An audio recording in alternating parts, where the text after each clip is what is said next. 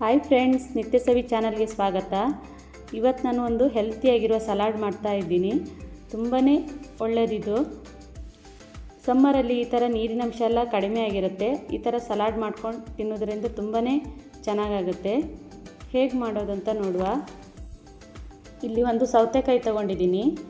ಈ ಥರ ಕಟ್ ಮಾಡಿಕೊಂಡು ನಾನು ಮೇಲ್ಗಡೆ ಇರೋಲ್ಲ ಸಿಪ್ಪೆ ಎಲ್ಲ ತೆಗೆದಾಕ್ತೀನಿ.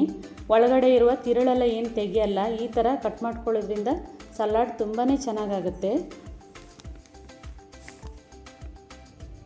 ಈಗ ಕಟ್ ಮಾಡ್ಕೊಂಡಾಗಿದೆ ಸೌತೆಕಾಯಿ. ಈಗ ಏನೆಲ್ಲ ಇಂಗ್ರೀಡಿಯೆಂಟ್ಸ್ ಬೇಕಂತೇಳಿ ನೋಡುವ.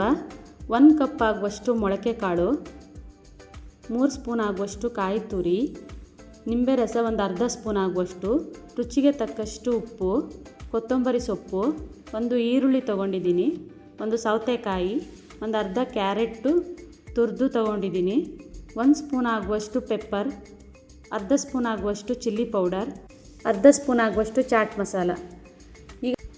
ಈಗ ಒಂದು ಬೌಲಿಗೆಲ್ಲ ಹಾಕ್ಕೊಂಡು ನಾನು ಮಿಕ್ಸ್ ಮಾಡ್ಕೊತೀನಿ. ಸಮ್ಮರಲ್ಲಿ ತುಂಬಾ ಚೆನ್ನಾಗಾಗುತ್ತೆ ಇದು. ಮಕ್ಕಳು ಮೊಳಕೆ ಕಾಳು ಕ್ಯಾರೆಟ್ ಎಲ್ಲ ಹಾಗೆ ತಿನ್ನಲ್ಲ. ಈ ಥರ ಮಾಡಿಕೊಟ್ರೆ ತುಂಬಾ ಇಷ್ಟಪಟ್ಟು ತಿಂತಾರೆ ಅವರು. ವೆಯ್ಟ್ ಲಾಸ್ ಮಾಡುವವರು ಕೂಡ ಈ ಥರ ಸಲಾಡ್ ಮಾಡಿ ತಿನ್ಬೋದು.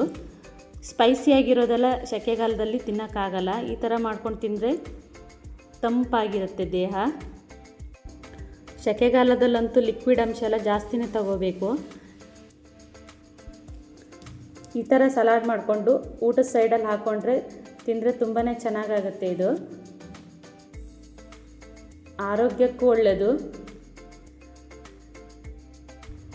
ಈಗ ಇದನ್ನು ನಾನೀಗ ಮಿಕ್ಸ್ ಮಾಡ್ತಾ ಇದ್ದೀನಿ. ಚೆನ್ನಾಗಿ ಈ ಥರ ಮಿಕ್ಸ್ ಮಾಡ್ಕೋಬೇಕು.